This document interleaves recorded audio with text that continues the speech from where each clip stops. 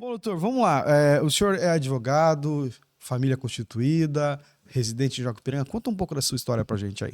Advogado, né? Eu me formo em 2003 em Santos, né? Em 1999 eu saio daqui do Vale, que até então nós não tínhamos essa possibilidade de cursar direito aqui na região, Sim, né? sim. Então, dentro disso, eu nasci em Santos, eu sou natural de Santos, mas com poucos meses já estou em Jacupiranga, toda a minha infância e adolescência, Capitão Bernardo e tudo mais, Legal. vários amigos. E me formo na Universidade Católica de Santos em 2003, né? A universidade na qual meu pai é formado e a minha irmã posteriormente também se formou lá. Que legal, que legal. Casou-se, doutor, aqui ou lá? Como é que foi? Casei aqui, minha esposa é daqui, ela é funcionária pública, né? Ela Legal. trabalha no laboratório municipal. Então, dentro disso, minha esposa, meus filhos, todos crescem aqui em Jacupiranga. Vamos lá, doutor.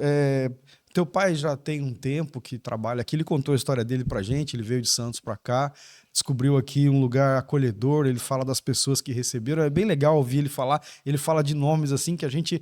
Eu já tô aqui há muito tempo. Eu lembro assim já vagamente de alguns nomes e ele lembra vividamente de alguns nomes.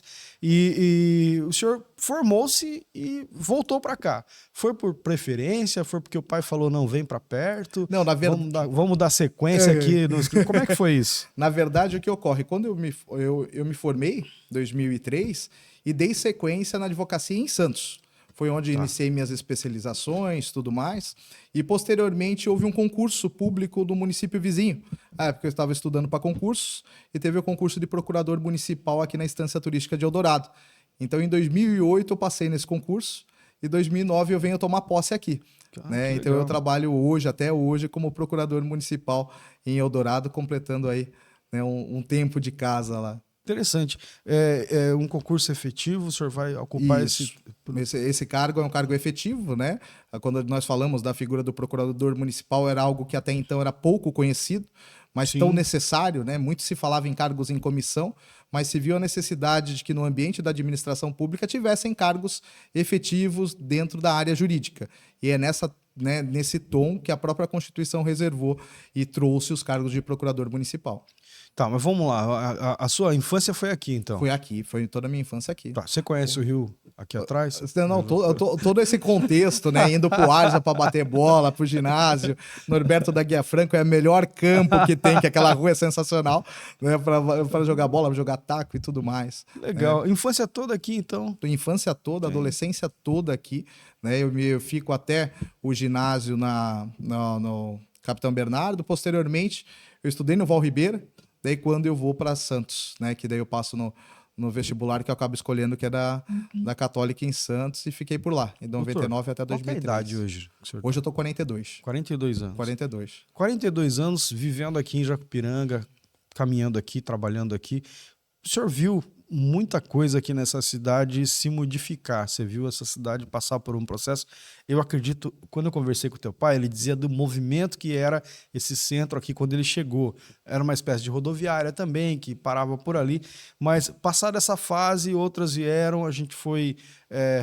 eu acho que foi perdendo. Eu penso que eu não quero influenciar na sua resposta, mas eu penso que a gente está perdendo ao longo de algum tempo. E o senhor viu isso.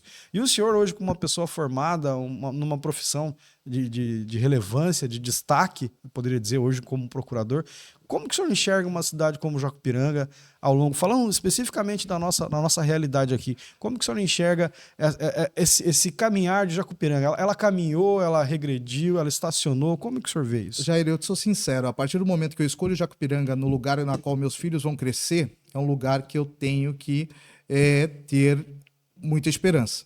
Sim. Eu tenho muita preocupação quando a gente fica olhando demais o passado. Nós temos que viver o presente pensando no futuro. Eu acho que esse é um tom que nós temos que ter.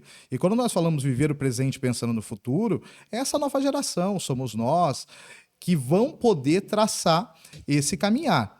Então, lógico que a Jacupiranga de alguns anos atrás, para alguns mais saudosistas, olha, era gostoso, né? Eu tinha o Arja, eu poderia ir numa sauna, olha, tinha isso, eu tinha coreto, mas nós temos que entender que os tempos são outros e nós temos que viver com isso. É muito difícil falar, né, como que deveria ser a cidade hoje, até mesmo porque o problema é maior. Sim. O problema não é pontual, Jacupiranga, né? Eu tenho uma ideia da qual o problema nosso é a nossa estrutura federativa. E por quê? Porque grande parte desses municípios de pequeno porte como o nosso, eles ficam atrelados às migalhas que advêm de repasses por parte do governo federal e estadual. Esse é um problema sério. E essa estrutura foi criada para isso, para que esses municípios que não têm o recurso próprio fiquem à mercê do que vai vir, das migalhas, porque a grande parte do bolo está lá em cima. Então, por vezes, algumas críticas a gente faz, mas a gente tem que pensar nessa visão macro. O problema é grande também.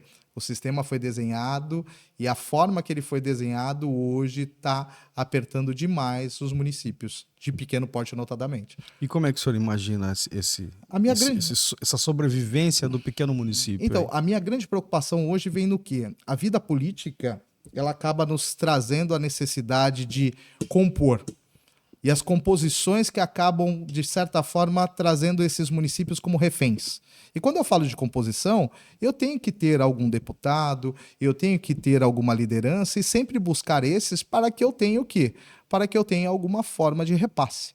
Isso é um problema sério. Né? Franco Montoro, no passado, ele já falava onde a gente nasce, onde a gente vive, onde a gente morre, é no município. Só que, infelizmente, o município é que tem a grande parte de responsabilidade, só que a parte de repasse de valores ela fica na União e fica nos estados. Né? Então, é uma crítica que eu tenho, assim, que por vezes a gente acaba se preocupando. Né? Tem que se preocupar. E de que maneira se desvencilhar disso tudo? Existe um caminho? Então, o senhor falou aí da vida política. Uhum. Eu estou vindo lá da Câmara Municipal, está acontecendo uma situação lá, está sendo votado lá a continuidade ou não dessa comissão processante aí. Isso pode ser, uma vez executado ali, uma vez o prefeito venha a perder o seu mandato por conta daquilo ali.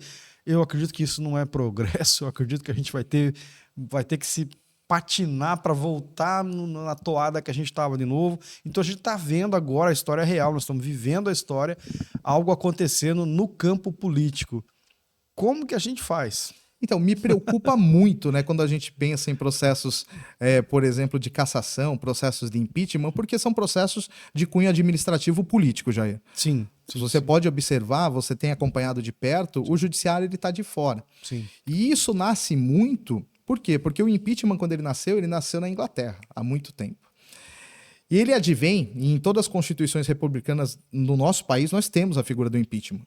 Agora, o grande problema é o quê? A nossa atual Constituição, por mais que se fale que nós vivemos dentro de um presidencialismo, nós temos contornos de parlamentarismo muito evidentes. Sim. Tanto que na Assembleia Constituinte 87, né, dizem as más línguas, estava tudo fechado na Comissão de Sistematização da Constituição, que inclusive o Fernando Henrique Cardoso participou, que o nosso sistema era para ser um parlamentar. E da última hora, Sarney veio e, com receio de perder tempo do seu mandato e tudo mais, iniciou o que a gente hoje ouve muito falar, que é o presidencialismo de coalizão. Ou seja, eu tomo lá da cá. E por isso que aos 47 do segundo tempo falam, olha, a Constituição, o Brasil hoje ele detém um regime nesse contorno presidencial. Mas na verdade não é. O parlamentarismo é muito evidente e isso acaba ficando bem claro quando a possibilidade de um parlamentar, de um vereador derrubar um veto feito por um prefeito ou até mesmo dentro de processos como esse, que não tem como nós entrarmos no mérito porque não conhecemos, sim, né? Sim. Mas preocupa. Me preocupa bastante, né? Até mesmo porque quem foi votado e quem foi eleito, né, foi a quem ali está exercendo o cargo. Então, a gente está acompanhando isso tudo e vendo o ponto de vista que o senhor traz aí sobre essa questão formal, como as coisas acontecem por meio de votação, a lei que é colocada, o veto que é imposto. E isso tudo está dentro desse balanço, que são os chamados pesos e contrapesos do negócio. Tá aí para ser funcional dentro desse sistema democrático que a gente vive. Mas o senhor enxerga que isso não favorece? Então, a minha grande preocupação é o quê? A deturpação do que foi criado. Já na nossa Constituição, e eu falo isso muito com meus alunos, né? Eu estou lecionando aqui no curso de Direito em Registro desde 2011. E dentro disso eu converso muito com meus alunos e grande parte desse tempo era na área de direito constitucional. Eu falava para eles como que eu consigo viver uma Constituição que nasceu em 88 e que já tem 5 emendas revisoras e 131 emendas. Ou seja, eu nunca vivi a Constituição. E esse é um problema sério. A nossa sociedade ela não conhece a Constituição. Se nós hoje chegarmos nos bancos escolares, principalmente para a molecada, o pessoal mais novo, haveria necessidade de que eles pudessem conhecer, mas não o conhecem. Então, sempre eu brinco, eu falo, o grande problema da nossa Constituição é o seguinte: você começou a namorar com uma moça, e já na primeira semana você fala, pô, bem, porque você poderia trocar a cor do teu cabelo. Poxa, você nem viveu aquela pessoa e já está pedindo para ela mudar, e foi o que aconteceu com a nossa Constituição, se perdeu no tempo. Ela se perdeu por conta de que muitas emendas foram feitas, emendas pontuais, que não seguiram a estrutura dela como um todo. Até porque quando ela nasceu, e aí nós vamos lembrar lá de 88, a gente vinha de um regime militar. Sim. Toda a América do Sul tinha aquela tensão, e eu precisava trazer tudo que era liberdade ali para dentro.